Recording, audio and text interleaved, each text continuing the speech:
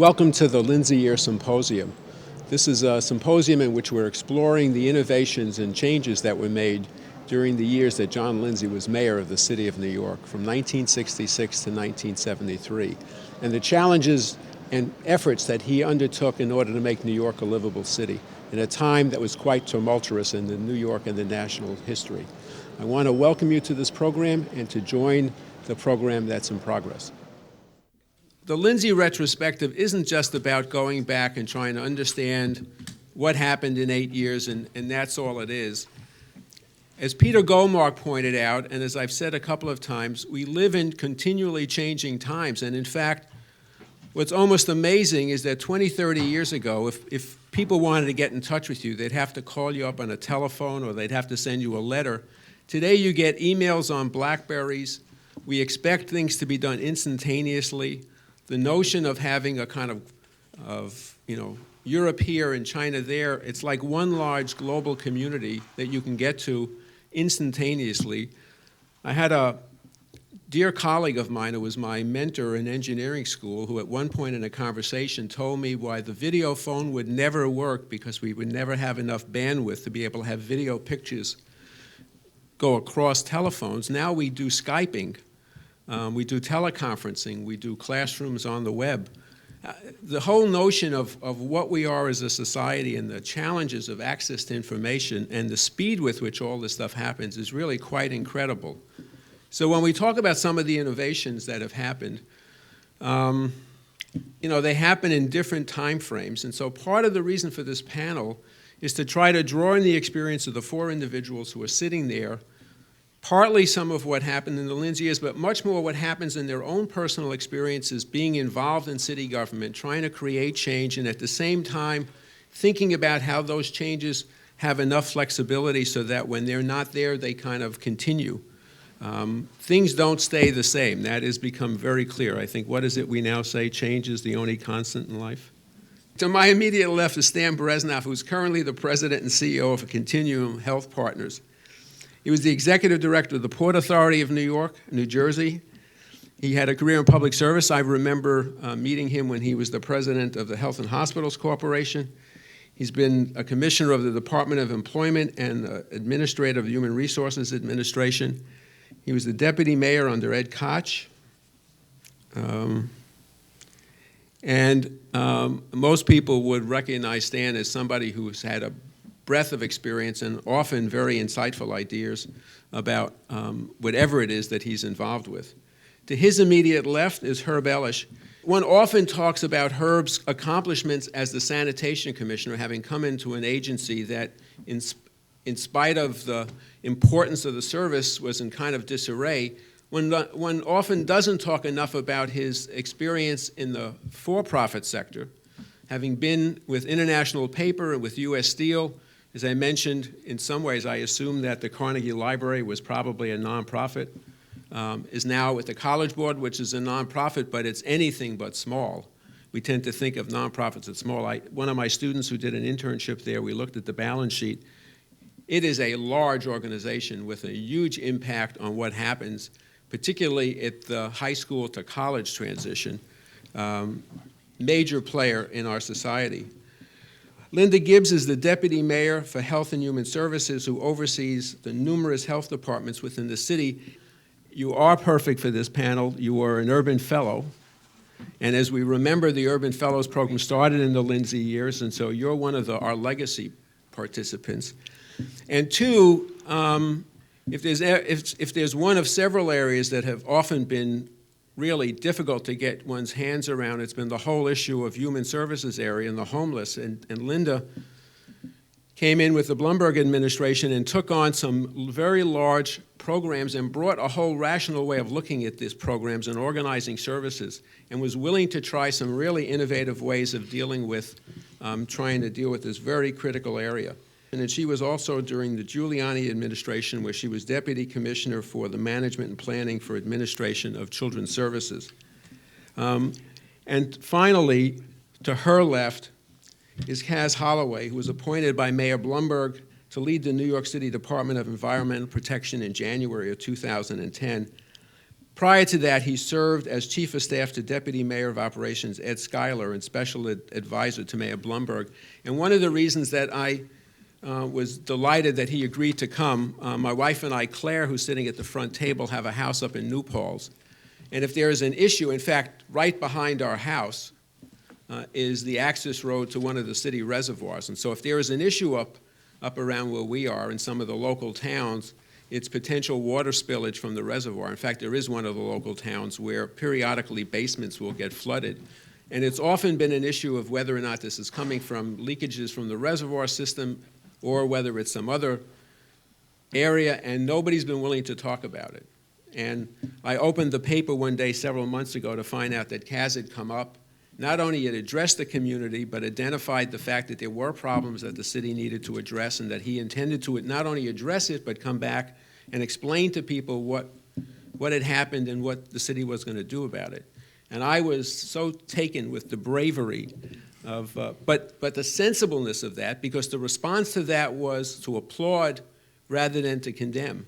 And I think by addressing the needs of the community, you certainly gained a lot of their respect. So I think this is a panel of, and one of the measures was identifying people who we consider to be, we mean Jay and Kriegel and I, really would be rated as outstanding managers. And so this is about trying to engage people who have been identified as really outstanding to share your thoughts about this, not only your experiences doing innovations in the areas that you worked in, but really the kind of lessons that we need to continue to embody and maintain going forward.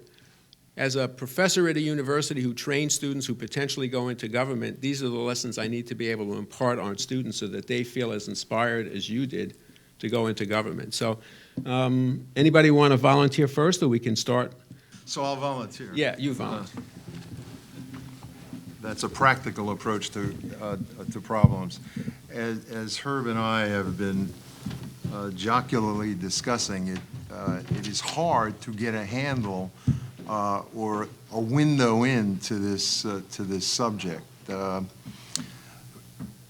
earlier panel talked, I caught the last part of it, about change and innovation, and Stan has alluded to it many times. And the panel ended with some reflection on the deputy mayor's comments about the difficulty of change, of achieving change.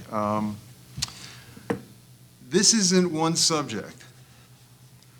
This is a number of different subjects, just as evaluating how best to recruit, interest talented young people in government. If you look back over the years, going back to Lindsay, I guess you could look back earlier to the Wagner years, and carrying it forward to the current administration, very different mayors, but perhaps more important, very different contexts. Part of what attracted individuals, young people, to the Lindsay administration, yes, was him, but also was what was going on in the world, and therefore what the opportunities were for local government across the board, because lots of talented young people were attracted into the federal government at the same time. The Kennedy years, the post-Kennedy years, and most particularly for me and some of you in the room, the war on poverty.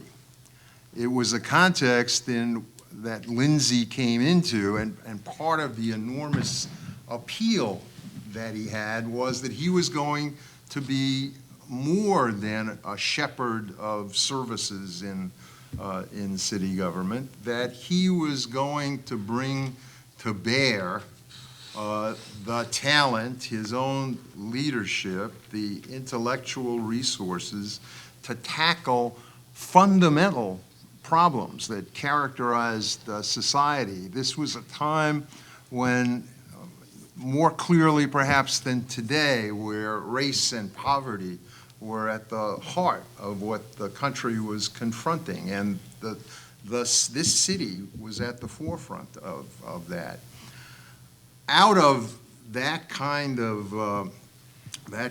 of recognition and commitment came lots of creative and innovative approaches. Some that went to the structure of government and services, the ways that policy was developed and conceptualized, and a willingness to take chances.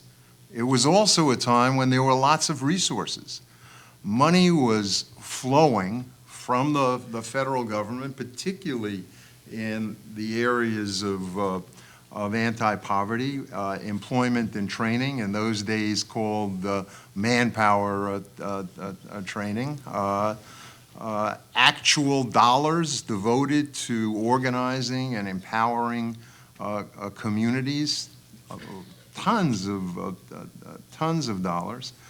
And what Lindsay brought was a willingness and an ability to attract at the highest level individuals who had the capability to lead and develop in these critical areas. So probably these names have come up over the course of the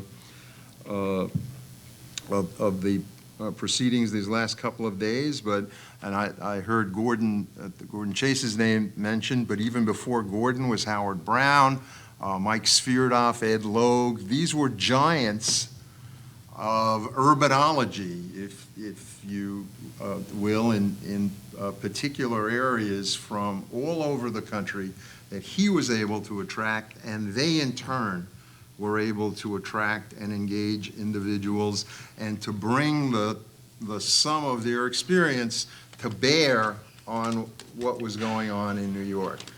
But I have to underscore that the climate and the environment was right and ripe for these kinds of things.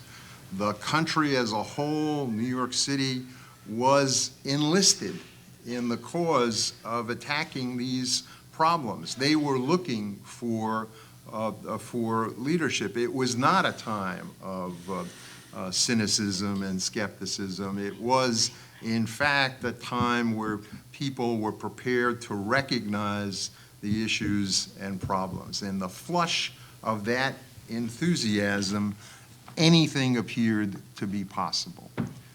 In different times, in times of austerity, in times of reduced revenues, the last part of the Beam administration, the advent of the Koch administration, very different kind of imperative, but still an imperative, and still one that allowed for the attraction of talent, young people and others. And what I think characterizes that kind of a period is if the leadership has the presence, if the leadership appears to be strong, focused, and resolute, so that it conveys a sense that things can be accomplished, then young people can be attracted. And I think that holds true in the Bloomberg administration. It held true in the 12 years of the Koch administration, and in selected areas it held true in the Giuliani administration. Now, one last word, and then I'm gonna stop. The other part of this subject, this broad subject, that makes me makes it awkward to sort of talk about it globally, is that there are different kinds of issues and problems that, quote, cry out for innovation or redirection or restructuring. And some of them are indeed in a policy arena. But others of them even those where there appear to be promising approaches or potential solutions, can be difficult to achieve. And to be a bit of an iconoclast here, I think that's okay. I don't think they should be or can be easy, because this municipal society, if you will, this state society that we exist in, consists of lots of different interests and important considerations. And it should not be a piece of cake to change the way that things are done. There needs to be a series of processes where cases get made and constituent interests get evaluated. And those constituent interests can be labor unions. They can't be, shouldn't be demonized and dismissed. They need to be engaged.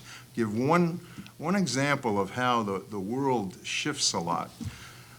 A lot of attention paid to the fact that public employee pension costs are out of sight, obviously affected by the downturn in the economy and the stock market. Well, most of you should remember that pensions used to be a direct part of collective bargaining in New York City. It was part of contract negotiation.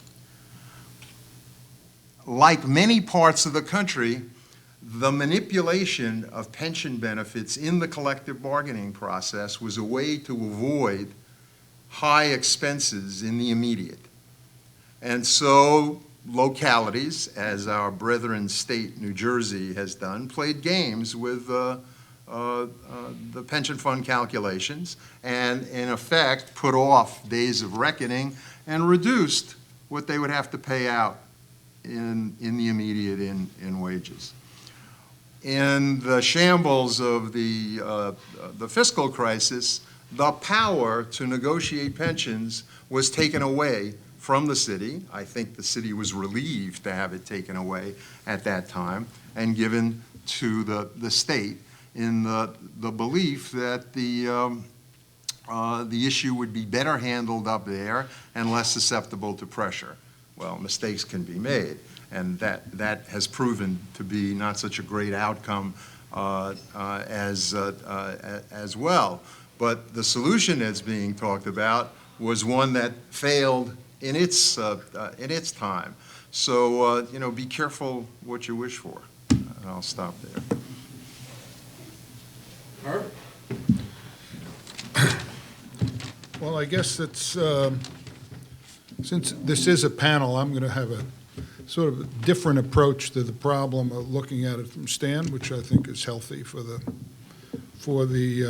group. First of all, it's the subject that Stan talked about here. That's Stan.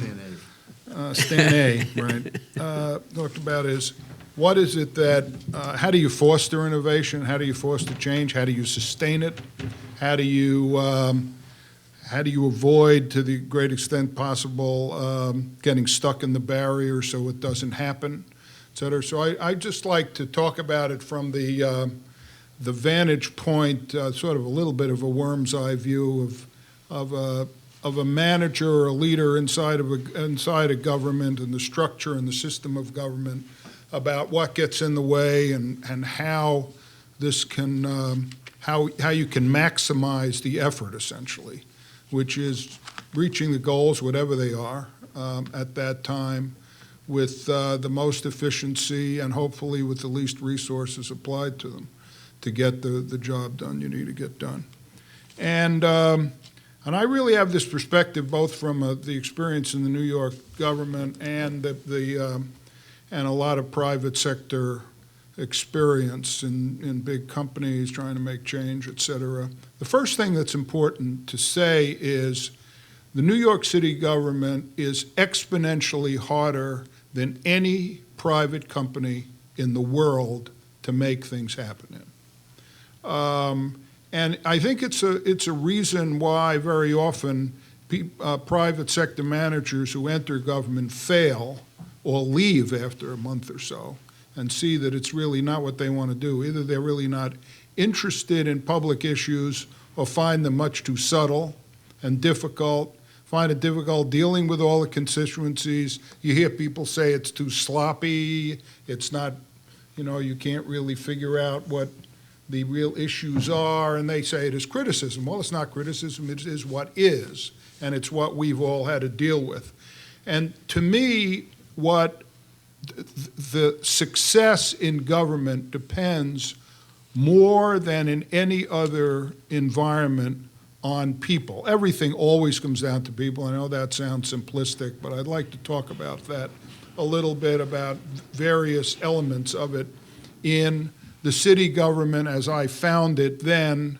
I would guess not a lot of it hasn't changed in reality. Some of it may have, and other people have pointed out to me.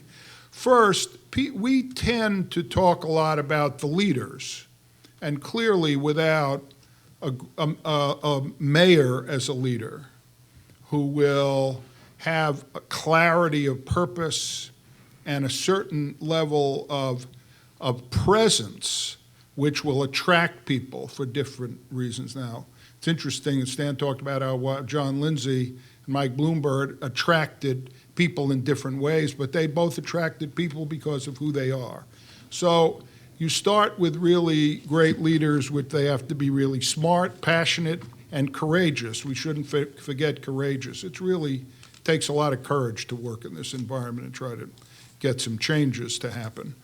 And when we talk about the leaders and people, for example, like me, as I was, I guess it's unfortunate to say 40 years ago when I started this effort here, as I reflect on that, this experience gave me and created my career more than I ever gave this. When we, a lot of times in the last 2 days, people have said, how many people in the Lindsay administration went on to other things, private sector, public sector, and there's a whole long list of them. Well, it's not only because they were people of quality coming in, but this was the greatest education and formative experience in the lives of everybody. And that's a reason to go into government. People who know look for people who've had these kind of experiences to hire because they're always better. They're smarter, they're tougher, they can deal with ambiguity, and they're not afraid of real challenges in ways that other people who don't have this experience happen. So if we're marketing about why people ought to enter government, it really helps make careers. But beyond, we really ought to think about the next layer of the government. It is really important to create a career cadre which also can be invested and be part of the efforts for change. When I was here, very often it was as if there were two governments. There was a government, City Hall, there was a government and the Budget Bureau, and the layer of commissioners and assistant commissioners, et cetera, who were really trying to make change. And there were, this is an exaggeration because this is not fair to a lot of people who were really made a lot of contributions. And there were people there who figuratively or literally would fold their arms and say, we'll wait you out. There were departments in the government, this may be uncomfortable for some people. There were departments in government who it appeared that their purpose was to vindicate the systems that were in place and thereby ensure that change really didn't happen. As an example, we hired 15 or 20, I don't remember the number, industrial engineers in the sanitation department. There was no personnel title for that job. Well, we weren't allowed to hire them. There was no personnel, so we talked to the personnel department and said, well, we'll create the title, we'll figure it out, we'll give an exam, then the people who can pass the exam can go into those jobs. Well, that was a 2 or 3 year process. And so we hired the people anyway. We found some way, and I think David Grossman was a great ally in helping us figure out how we could do that. And we hired them. And for 2 years, I was pursued by Harry Bronstein as if I was Jean Valjean. I mean, he was like, I was under attack constantly, how he was going to get us and get those people fired. There was no conception that we would try to make a change in the sanitation department. There was an effort to vindicate the system of personnel. I doubt very much that's changed today. Maybe it is, maybe it isn't. When we were there and wanted to make some change, and you wanted a contract with people outside, it was torture. I mean, it was like entering Dante's Inferno to get things through the process, through the controller's office, to get contracts signed. If we really, in this changing world, are interested in really making change and keeping up with the change that is taking place, it needs speed, it needs agility, it needs being responsive, it needs taking risks and experimentation. If there is a system that is intent on preserving the rules, well, then we won't keep up. Change won't happen. It was a problem 40 years ago. I'd be interested to know whether it's a problem today. I suspect it continues, and while great things may be happening, much greater things could be happening also in addition to that. The other area, which is about people, is the ability to hire people from the outside for special work. Listening to the experience of the Lindsay administration, some of the most courageous things that happened was the bringing in of outsiders with special talents who could help, who we could never hire. Private companies can't hire them. That's why there are consultants in this world, because there are certain skills you want to hire for a particular time. McKinsey, the McKinsey company experience was very important. I know the mayor got a lot of criticism for it. Very courageous thing to do. The Rand Institute creation, or things like that. And that was done sort of over the top of the establishment and over a lot of criticism, but that kind of flexibility needs to be done. This work that is happening here is both harder and more important than happens in any private company in the country. Every one of those companies, in trying to do their work, which is neither as important nor as difficult, takes every avenue to be flexible, to get the best people, to get them fast. When they have contracts, they're worried about corruption, they're worried about favoritism, but they can get contracts done in 2 weeks. Not, I don't know how many months it takes here. Unless those things are solved and the underbelly isn't fixed, there can't be real innovation and progress, particularly since the world is changing so much faster than it was 40 years ago or 10 years ago, and will be changing faster 10 years from now than it is today. That's it. So those are, it's interesting because I actually find myself agreeing with both of the comments that have been made. That, you know, Stan's point around leadership, I actually couldn't agree with more, both from the top of having a visionary mayor who inspires and who makes people excited about getting up in the morning, but also Herb's comment that once you get up in the morning and go there and you find out all the things that are in your way, you wonder about why you got up and showed up at all. So, and so, you know, as I was thinking about that, I want to sort of reflect back a little bit, because tomorrow morning in my office, I'll have a new employee who is an Urban Fellow. And so I was an Urban Fellow 25 years ago when I entered city government. I don't know that I would have found my way into city government if it wasn't for that program. And that, plus schools of public policy and governmental management that have really, I think, flourished over the past several decades, do a great deal that we should not underestimate around tapping into interest that young people have in the potential for government, and to the extent that there is some thought out there that the government can be a place where you can do good, and there are people who have an interest in learning more and developing skills that can work in government, I think we really need to continue to celebrate them and support them and encourage them. And so anytime anyone from a graduate school reaches out to me to say, I have a study team or I have some interns, will you sponsor? My response is always yes, because number one, it energizes me and helps me to really continue to think fresh about things that I'm working on. And number two, I wouldn't be where I am if I hadn't had the support of others that did that for me. And so I think it's really critically important. And I think it links right back to how can you have a leader without followers? And we need strong leaders, but we also need to think about how to bring in the people who can be energized and guided and supported by that leadership.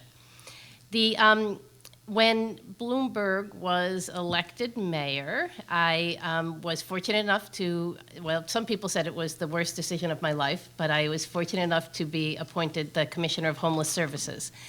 And the mayor gathered all of the commissioners together in one meeting to sort of greet us and wish us well and charge us on.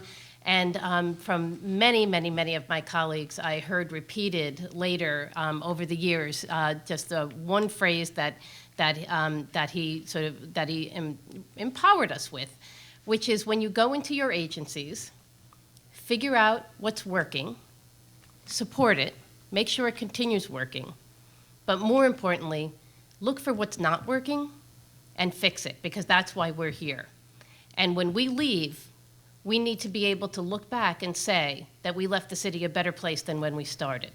And so that it was that real reformer's mantra. And I think because of the way that the mayor selected his commissioners and charged them, that it really brought that essence of, our job here is to make things better. We're here, we have this privilege because we have this mandate that we have to find out what's not working well and how to fix it. Now, he didn't say how to do that. He didn't say, Linda, here's how you go and figure out homelessness. Kaz, here's how you go and figure out how to clean up the water and the drippy neighborhood problems. He hired experts, and I think that's another feature that I think does support and encourage innovation in this administration, is the willingness to hire good people and then let them do their jobs. Every good commissioner knows when you've got issues that you have to run up the flagpole for clearance versus those that you can go forward with on your own, but not to micromanage and not to second guess, but really to authorize the agencies to go out there and pursue their reform agendas based on the expertise they were hired on. And also embedded in that is a willingness to take risks. And if you're willing to take risks, that means that you have to be willing to accept failure as part of that, because otherwise there's no risks. And I think that the mayor's sort of charge to the commissioners has really tapped into the real reform identity that I think each of those leaders of the agencies, of course to differing effect, have brought with them. So I thought a lot about that. What does it mean, leadership? Yes, you can get excited, but what does it mean the step after that? The one area where I would say we could do more in city government to support and encourage innovation is to help the leaders understand how to move through a strategic planning process. Kaz is going to tell you a little bit in a second about this really impressive new plan that he's just released from his agency. It's spectacular. But my bet is that in the first 5 minutes that Kaz was commissioner, nobody gave him a little pill that was like, here's your commissioner training pill, right? He tapped into whatever, he's a smart guy, yes, but he tapped into a series of experiences he's had along the way that helped him to understand how to do good planning and good strategic development. When I got to Homeless Services, I never would have known how to develop a strategic plan for that agency unless I had the good fortune, I see now in retrospect, of going through a real crisis management in child welfare with the support of a number of foundations who brought a lot of expertise and resources, so like the Mackenzies, who helped us to learn as public managers about how to do good planning. And that is something that it's a little bit the luck of the draw. You try to vet your commissioners in a way that you're finding out if they're good managers and are going to bring that to you. But when you get to that first day of work at a city agency, there's not further support to guide that. You're really left, based on drawing on your experience. And I think we could do more in that regard. And then I think the other really important thing in terms of innovation, it gets back to this question of taking risks and tolerating failure. We've advanced a great deal in the world of technology and data collection in knowing what's going on. And the other thing that I think has really been a hallmark of this administration and is now resonating, I am sure the students who are here are exposed to more statistics and evaluation classes than you ever thought that you would have to go to when you're interested in pursuing public policy on health or social services. But just understanding how to gather, collect, interpret, and feedback data is so critical. And that has been I always feel bad for those commissioners that come in with a lousy chart, and the chart could have data showing that things are pointed in the wrong direction, but if your chart is a mess and it doesn't have your axis described right and the data is, it just reflects the fact that you don't know what you're talking about. And the mayor is just so great. He figures that out in 2 seconds flat. And so really mastering the information in your agency and knowing what's going on and using that as really critical indicator reports, to me, is innovation is not just spouting out a good idea and making it look pretty, but it's managing to it and achieving success and being willing to adapt along the way, and you can't really do that without a good handle on your data. Those are some additional thoughts, I think, which I hope sort of don't they try to really help pull together some of the various challenges of getting from here to there, and when you're trying to think about innovating, that recognize both, that do recognize all of the limitations that you have to face, and you gotta have a strong stomach for this stuff, really. Kez? So thank you, and thank you to the organizers for having me as part of this panel. As somebody who came into city government and worked for Henry Stern, who that was my first job in city government at the Arsenal in Central Park. He came into government in the Lindsay administration in 1966 as executive director of the Parks Department. I remember that because I remember him saying it. It is an honor to be considered connected in some way with this great legacy. I think it is true, as Stan said when he started. To me, some of the managers who I've learned about over the course of my time in city government, they're giants, people who really have made an incredible mark in trying to, govern New York City. Stan Brezhnev said at the beginning, the Lindsay administration was a time when we thought anything was possible, and there was a lot of money, and it helped to recruit talent. And those times of prosperity can be followed by times of austerity, and then there's a cycle. I think we might be in a very unique time in the Bloomberg administration, and maybe that speaks to the mayor and what he's been able to do, because we are in a period of austerity, but also a period of great innovation in city government. And I think that I was in the bullpen for 4 years before I moved out to Lefrak City and took on this tremendous challenge of being the commissioner of DEP, and it really is because of the tremendous talent of the managers who were there that I was able to come in and even think of taking on this job, which is a pretty incredible one. But at City Hall, I think the question here that was presented this morning in terms of what we were going to talk about, and it really sharpened it a little bit, what does it take to introduce innovation into municipal government, and what is, especially when you're not in control of so many factors. And I thought to myself, wow, it's really like they've been following what we've been doing, because just 3 days ago, the mayor stood with me to announce this green infrastructure plan. This is a plan that would replace the tanks and tunnels that we would have to build over the next 20 years at a cost of $6.8 billion, and that all would come out of water rates, with green infrastructure that would basically beautify the city and you can read more about the details of the plan. But if we're able to implement it, it will cost $2.4 billion less in terms of public outlays than what we project we would have to spend to use traditional gray infrastructure to deal with the CSO problem, combined sewer overflows. Now, that's the stuff I now deal with every day. It's interesting now because we were able, it was because of the talent at City Hall that I was able to see, wow, the mayor really fosters good ideas. They're open to good ideas, and the bullpen and the way that the mayor approaches management, he really lets his managers manage, as Linda said, and they are very receptive to good ideas, and I was able to take a couple of people from the Office of Long-Term Planning and Sustainability and help use the agency resources to shape this plan. But now it's largely out of our hands. Now that this, and thank you I think it looks pretty good. We'll see what they think of the content. Now that this has been submitted to the state, it's up to them. Are they going to look at this, and are they going to accept the idea of opening up a consent order that's been in place for many, many years, and basically supplanting a series of investments with a scheme that is going to require a heck of a lot more flexibility and a heck of a lot more partnership than the Department of Environmental Protection has had in terms of carrying out its mission.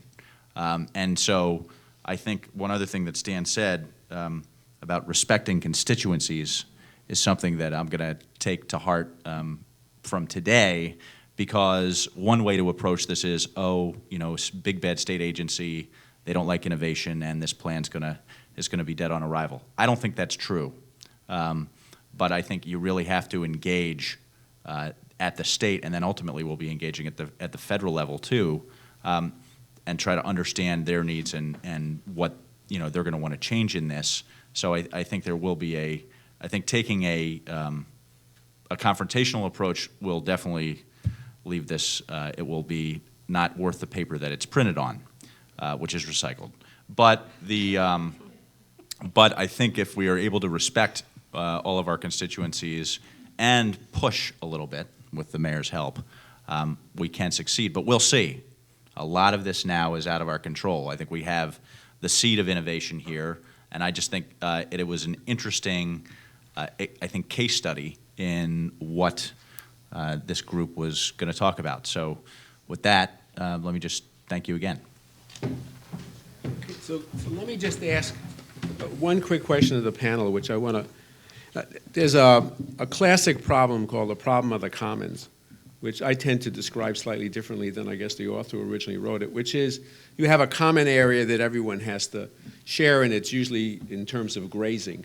And if anyone tries to bring their entire herd there and take all that they want, ultimately there's nothing left for everybody else. So at some point you have to find a balance where you share, which everyone takes a little less than they really think they want, but it preserves it so that everybody has an opportunity to get here.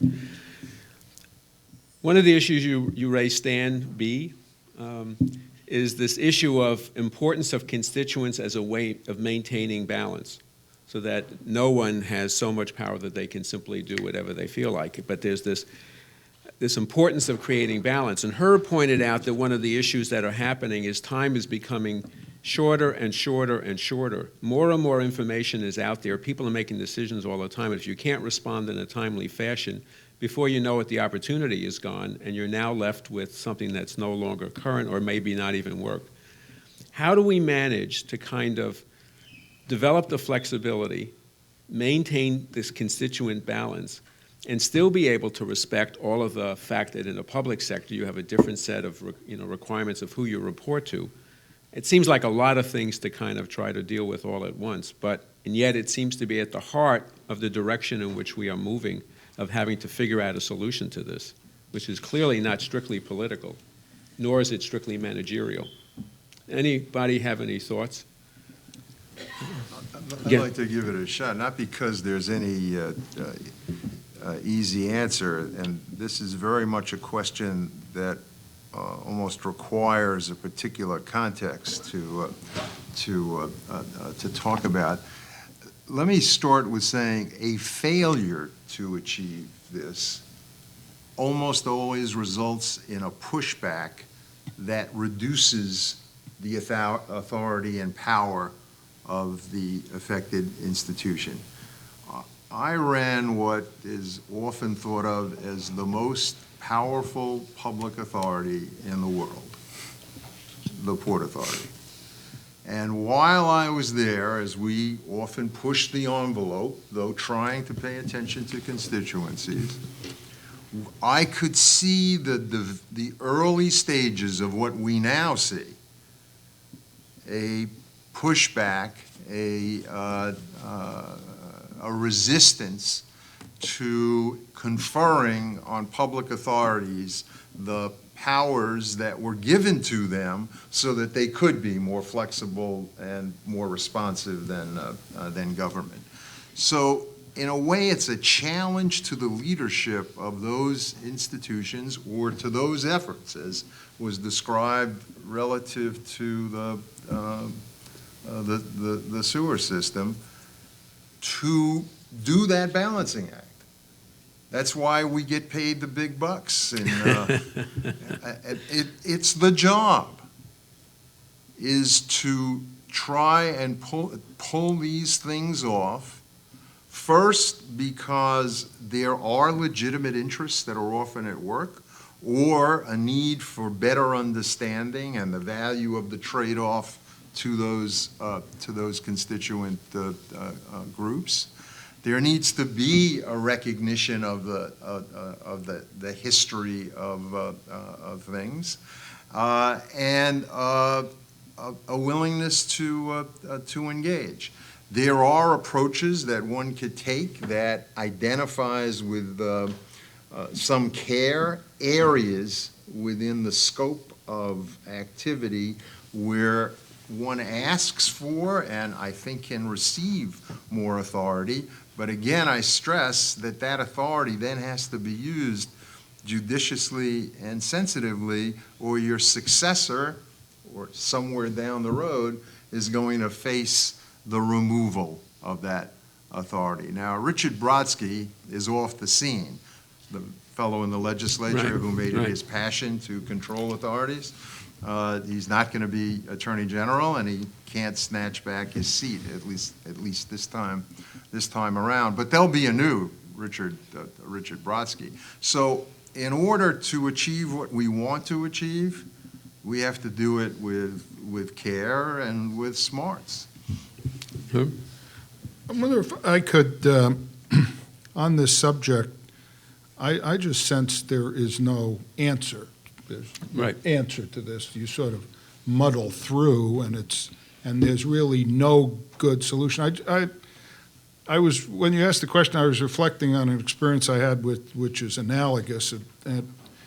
In the 1990s, I was the CEO of what was the largest employee-owned industrial company in the country, a steel company in West Virginia, very large workforce. The company was going to fail, and the employees, through an ESOP, bought the company. And they were the 100% stockholders when I showed up. And, well, that was harder than city government, actually. That was a unionized workforce of steel workers who are also the owners. It's kind of concentrates the mind. Every day was interesting. But actually going through that was a singular constituency which had multiple interests, largely to maximize their employment and their income. And I guess secondarily, as it was something that was important to them, obviously, preserve the company and make it successful as stockholders. But two things emerged from that. That was during a period where integrated steel companies such as this were failing throughout America and closing. It was because of the workers' ownership. It was a major reason why that company didn't fail. They agreed to reduce their income, at least for a period of time, had work rule changes, various things, because they were owners and they were invested in the company. At the same time, because they were owners and had some governance responsibilities and authority, they caused a situation where we could not be as agile, act as quickly, do all the things we would want to do. I mean, in order to do some things other managements would decide to do before breakfast, I would have employee meetings to discuss stock issuance or other things, and votes would have to take place. So it worked out to be a very mixed, muddling through process. Company was preserved for a period of time. At the end of the day, it was severely damaged by the delays that were caused. So I suspect in government, you're trying to do the best you can with what you got. Right. Any other? Well, I guess I would say that some of the areas that I think that are the most sort of open to new innovations is in the space in between, and the most sort of exciting things that I think I'm engaged in now really are about helping individuals to come out of their own areas of responsibility and work jointly with partners across disciplines and look at things collectively in a collective way and understand their resources and their tools as one in an array. And it just opens up the possibilities of shifting your own policies and programs so that you're not alone and you can fit. You can drop back here because something else will fit in, and then that allows you to push forward elsewhere. And I actually have a number of different things that are going on that are sort of experimenting with that kind of cross-program and cross-agency collaboration, that with experiences that tell me that there's just a lot more that we can do to authorize our workers at the front line, at mid-level management, and at the top. To work outside the confines of their own bureaucracies in new ways. I think technology can speed that forward. And I think we have to get all the people who love their rules and their lawyers out of the way to allow that to happen. But to me, that's really sort of an exciting frontier of work where we have so much more room to really unleash that innovation. When this started as an idea with Jay, I hypothesized that there was a legacy around the innovations that were undertaken in the management field during the Lindsay administration on the field of public management and the way we think about managing cities. And the last 2 days have only reinforced that belief that much of what happened in those 8 years changed the way we think about how we manage today on the public side. And this panel, I want to thank the four of you because you did do exactly what I asked you to do and what I thought you would do, and this is the perfect way to tie off this 2-day symposium. So I want to thank you